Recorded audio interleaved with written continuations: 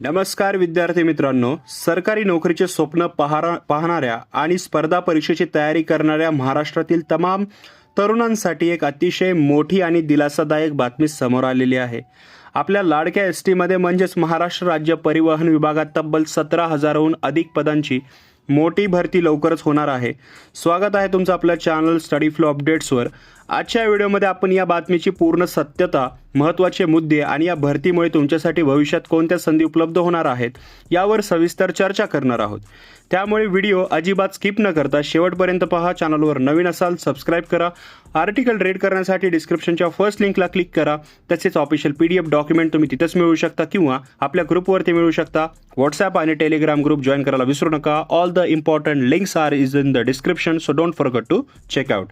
तर मित्रांनो, नुकत्याच आलेल्या बातमीनुसार एसटी महामंडळात एकूण 17,742 जणांची म्हणजे जी पदं आहेत त्याची पदभरती करण्याचा प्रस्ताव एसटी प्रशासनाने राज्याच्या वित्त विभागाला पाठवलेला आहे। म्हणजे जे फायनान्स डिपार्टमेंट आहे याला प्रस्ताव पाठवलेला आहे।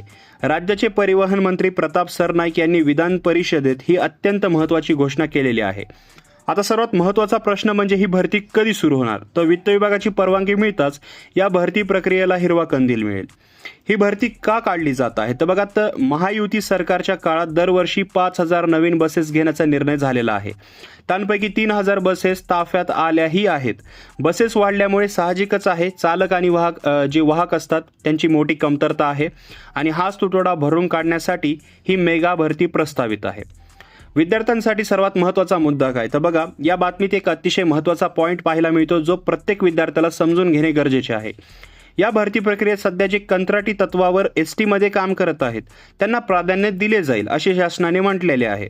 आता हा मुद्दा ऐकून नव्याने तयारी करणाऱ्या फ्रेशर विद्यार्थ्यांच्या मनात नक्कीच संभ्रम निर्माण होऊ शकतो की मग आमच्यासाठी जागा नसतील। पण मित्रांनो, इथेच तुम्हाला सकारात्मक विचार करायचा आहे।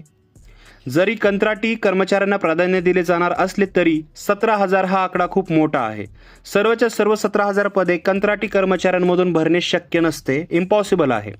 त्यामुळे सरळ सेवेतूनही मोठ्या प्रमाणावर पदे नव्याने भरली जाण्याची दाट शक्यता आहे।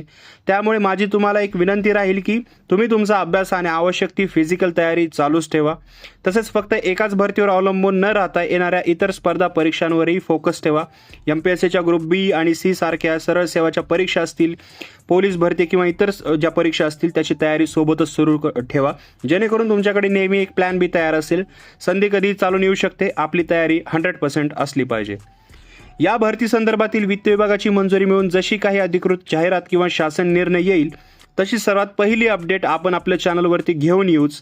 तोपर्यंत तुमच्या अभ्यासात सातत्य ठेवा। ही माहिती आणि व्हिडिओ आवडला असेल तर व्हिडिओला लाईक करा, आपल्या गरजू मित्रांसोबत हा व्हिडिओ शेअर करा आणि सरकारी नोकरीच्या अशाच नवनवीन आणि अचूक अपडेटसाठी आपल्या चॅनलला लगेचच सबस्क्राईब करा। तुमचे काही प्रश्न किंवा शंका असतील तर खाली कॉमेंट बॉक्समध्ये नक्की विचारा। तर मित्रांनो, हा व्हिडिओ पाहिल्याबद्दल धन्यवाद।